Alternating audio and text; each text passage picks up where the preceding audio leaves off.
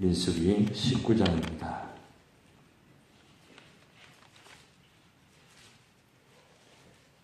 민수기 19장 한 절씩 교독하도록 하겠습니다.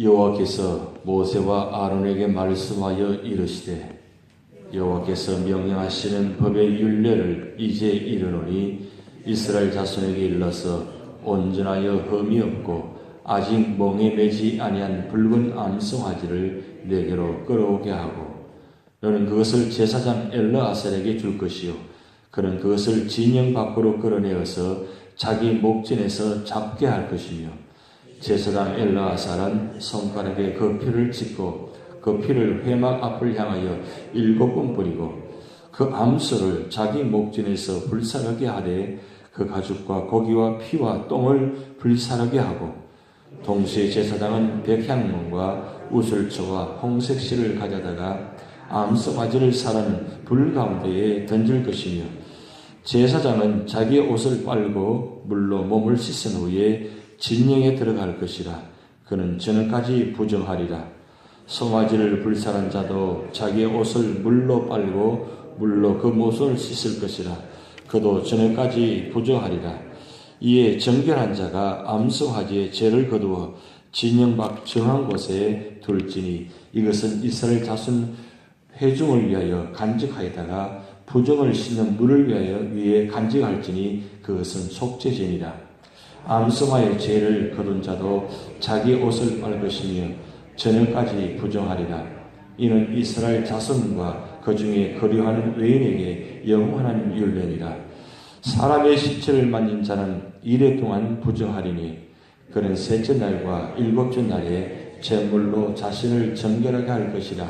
그리하면 정하려니와 셋째 날과 일곱째 날에 자신을 정결하게 하지 아니하면 그냥 부정하니 누구든지 죽은 사람의 시체를 만지고 자신을 정결하게 하지 아니하는 자는 여호와의 성막을 더럽힙니다. 그가 이스라엘에서 끊어질 것은 정결하게 하는 물을 그에게 뿌리지 아니하므로 깨끗하게 되지 못하고 그 부정함이 그대로 있음이니라. 장막에서 사람이 죽을 때의 법은 이러하니 누구든지 그 장막에 들어가는 자와 그 장막에 있는 자가 이래 동안 부정할 것이며 뚜껑을 열어놓고 덮지 아니한 그릇은 모두 부정하니라.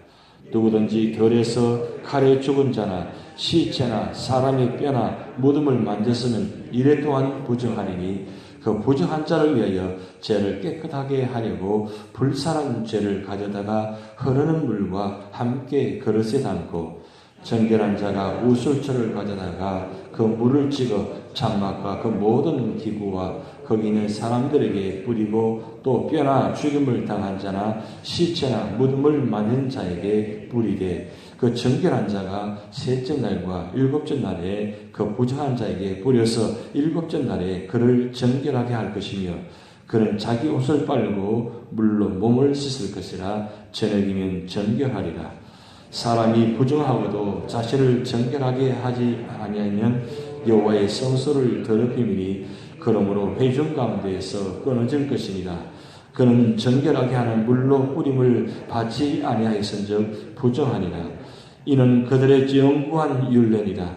정결하게 하는 물을 뿌린 자는 자기 옷을 빨 것이며 정결하게 하는 물을 만지는 자는 저녁까지 부정할 것이며 부정한 자가 만진 것은 무엇이든지 부정할 것이며 그것을 만지는 자도 저녁까지 부정하리라. 아멘. 민수기 19장은 우리 이스라엘 백성 이제 2세된 가나안 땅에 들어가기 직전에 이제 마지막으로 하나님께서 죄의 문제를 말씀하고 있습니다. 하나님은 죄를 미워하십니다. 죄를 어느 정도 미워하시느냐? 당신 자신이 이 땅에 오셔서 죽기까지 죄를 미워하십니다. 그만큼 죄를 미워하시는 이유가 뭐냐면 죄가 무섭기 때문입니다. 이 땅에 사람을 하나님께서 창조하시고 겉으로 아름답게 세우시는데 그 아름다운 세운 존재를 하나님은 죄로 말미암아 죽음이 다가오게 만드셨습니다. 그래서 창세기 1장 2장에 보면 태초에 하나님을 천지를 창조하신 후에 에덴 동산에서 그렇게 아름답게 세우신 사람을 에덴 동산에 추방하면서 그 죄의 결과로 죽음을 찾아오게 만들었습니다. 그만큼 죄가 무섭다는 뜻입니다. 특별히 이스라엘 백성들 2세대가 이제 가나안 땅에 들어가기 직전에 왜 이 민수기 19장을 통해서 이 죄의 문제를 또 죽음의 문제를 말씀하시냐면 우리가 민수기 15장, 16장, 17장, 18장까지 우리가 말씀을 참고했으나마는 이스라엘 백성들이 하나님의 말씀을 순종하지 아니하고 그리고 그 순종하지 말미암아 하나님은 진노하셔서 하나님은 많은 사람을 죽였습니다. 그런데 이스라엘 백성들이 살아오면서 광야 38년 동안 그들이 한 일은 뭐냐면 이 죽음의 문제를 늘 해결하게 만들었습니다.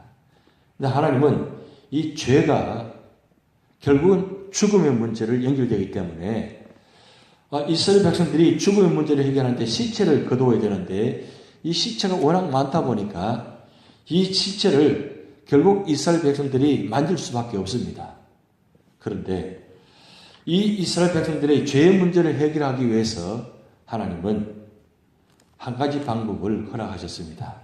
그것은 오늘 민수기 19장에 보면 붉은 암송아지를 잡아가지고 그 잡은 암송아지를 죄를 만들어가지고 그 죄를 통해서 죄의 문제를 해결하게 만들었습니다. 오늘 19장에 보면 1절부터 10절까지 이 정결하게 하는 정결 제사의 방법을 만들어 놓았습니다.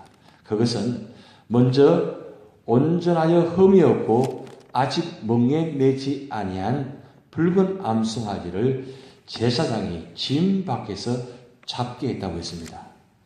이 붉은 암송아지라는 뜻은 한마디로 말하면 생명에 관한 말씀이 연결됩니다.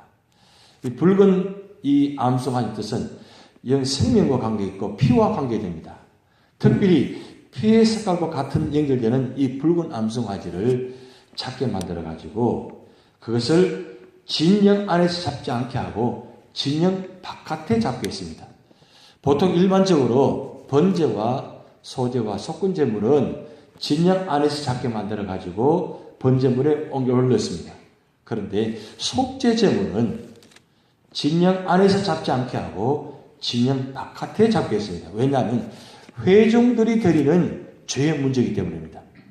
특별히 이 붉은 암송아지 잡게 만들어서 죄의 문제를 해결한 것은 일반적으로 일반 백성들이 시체를 가까이 하게 되면 결국 부정케 되기 때문에 하나님께서는 이 붉은 암송아지를 진영 바깥에 잡게 해서 그것을 잡고 태워가지고 그리고 태울 때 그냥 태우는 것이 아니라 오늘 말씀 보면 6절 말씀에 백향목과 우슬초와 홍색실을 함께 잡아서 태웠다고 했습니다. 특별히 이 백향목은 영생을 상징하는 의미가 있습니다. 그리고 우슬초는 부패를 정결하게 하는 의미가 있습니다. 그리고 홍색실은 즉 강력한 생명력을 상징합니다. 이 세 가지 의미를 갖고 있는 백향목과 우슬초와 홍색실을 붉은 암송아지를 잡아서 태울 때에 함께 던져가지고 태워가지고 그것을 이 깨끗하게 죄를 만들어가지고 죄를 진영 바깥에 담게 놓았다가 마지막 오늘 본 말씀에 11절부터 19절 말씀 보면 일반적으로 부정하게 되는 사람들을 씻을 때에 이 죄를 물에 태워가지고 이 물을 가지고 옷을 빨게 만들고 몸을 씻게 만들어가지고 정결케 하는 모습을 나타나겠습니다. 왜 그렇도록 그렇게 했느냐? 그것은 하나님은 죄를 그만큼 미워하신 뜻입니다. 그리고 하나님께 나올 때는 모든 이스라엘 백성들은 깨끗하고 정결해야 된다. 그래서 하나님은 언제나 이 정결과 거룩의 상징을 우리가 모습을 말씀하고 있습니다. 오늘 우리 찬송가 254장 우리 불렀습니다. 내 죄의 보혈은 정하고 정하다. 내 죄를 정케 하신 주 날 오라 하신다. 구약시대 때는 이스라엘 백성들을 정케하는 방법은 붉은 암송아지 잡아가지고 그 죄를 가지고 물로 태워가지고 물을 가지고 옷을 빨게 하고 몸을 씻게 만들었습니다. 그렇다면 오늘 우리는 어떤 방법으로 나오게 하느냐? 구약시대 방법으로 하는 것이 아니라 하나님은 당신 자신을 이 땅에 오게 하시고 그리고 예수 그리스도를 십자가에 죽게 만드시고 그 보혈의 피로 우리의 죄를 씻겨주셨습니다. 구약의 제사 방법은 붉은 암송아를 태워가지고 드렸지만 오늘 우리의 죄 문제를 누가 해결해 주시느냐? 붉은 암송아지로 해결해 준 것이 아니라 당신 자체신 예수 그리스도를 통해서 우리의 죄를 씻겨주셨습니다. 그만큼 우리의 죄가 중하다는 것입니다. 이 중한 죄를 누가 씻겨주시냐? 이 세상에 어떤 것도 우리의 중한 죄를 씻겨줄 수가 없습니다. 오직 예수 그리스도의 피밖에 없다는 사실입니다. 그래서 우리는 날마다 주님 전에 나올 때마다 내 죄가 이 세상에 어떤 것도 내 죄를 씻을 수 없는데 주님의 보혈의 피로 말미암아 내 죄를 씻겨주셨다. 그 은혜를 감사한 마음으로 나오셔야 됩니다. 이 세상 속에 살아가면서 우리는 여전히 죄를 지어가면서 살아가고 있습니다. 죄 가운데 살아가고 있는 우리의 모습입니다. 그럼 이 죄를 누가 씻겨주시느냐? 오직 예수 그리스도의 피밖에 없습니다. 그래서 우리는 날마다 주님 나올 때마다 내 죄의 보혈은 정하고 정하다. 그리고 내 죄를 정케 하신 것은 오직 주님밖에 없다. 그 주님의 은혜를 기억하는 성도는 날마다 주님 앞에 엎드린다는 사실입니다. 오늘 우리가 이 민수기 19장을 주신 교훈 바로 그것입니다. 우리가 백향목으로 우슬처로 홍색실로 정하게 할 수는 없지만 우리는 우리에게 주신 한 가지 방법이 있습니다. 그것은 말씀으로 나를 채서 복종케 하시고 말씀이 나를 변화시키고 말씀을 통해서 은혜 받고 말씀을 통해서 순종할 때에 하나님은 우리를 변화시켜 주십니다. 우리 눈에서 우리 마음에서 우리 생각에서 말씀이 떠나게 되면 우리는 죄 가운데 살아갈 수밖에 없습니다. 왜요? 이 세상은 죄악된 세상이기 때문입니다. 그리고 사탄과 마귀가 우리는 늘 넘어지게 만듭니다. 잠시만 우리 말씀만 떠나도 우리의 생각과 마음이 죄 가운데 살아갈 수밖에 없는 우리 세상의 모습입니다. 이런 세상 속에 살아가면서 우리가 말씀을 사모하고 말씀의 자리에, 기도의 자리에, 찬송의 자리에 있게 되면 하나님은 우리는 말씀을 통해서 우리를 변화시켜 주시고 또한 성령께서 우리 삶을 변화시켜 주셔서 성령과 말씀을 통해서 우리 삶을 인도할 때에 그 말씀에 순종하는 성도는 우리가 사실 한번 변화받게 되었습니다. 하나님은 우리를 그리스도를 말미암아 새로운 피조물로 만들어 주셨습니다. 새롭게 변화받았습니다. 다시는 과거의 모습으로 돌아가서는 되지 않습니다. 왜냐하면 우리는 예수 그리스도의 피로 말미암아 우리가 정케 받았기 때문입니다. 그래서 우리는 세상 속에 살아가면서 예수 그리스도의 이름으로 예수 그리스도의 보혈의 피로 예수 그리스도 주신 말씀으로 살아갈 때 하나님은 우리를 이 세상 속에서 승리하는 대로 만들어 주셨습니다. 오늘도 이 말씀을 가지고 성령과 함께 동행할 때 우리는 승리하는 그리가 될 줄 믿습니다. 이 말씀의 역사가 오늘 여러분 가운데 나타날 줄 믿습니다. 다 같이 주기도문을 하시겠습니다. 하늘에 계신 우리 아버지여, 이름이 거룩히 여김을 받으시오며 나라의 마옵시며 뜻이 하늘에서 이루는 것 같이 땅에서도 이루어지이다. 오늘날 우리에게 일용할 양식을 주옵시고 우리가 우리에게 죄진 자를 사하여 준 것 같이 우리 죄를 사하여 주옵시고 우리를 시험에 들게 하지 마옵시고 다만 악에서 구하옵소서. 대개 나라와 권세와 영광이 아버지께 영원히 있사옵나이다. 아멘.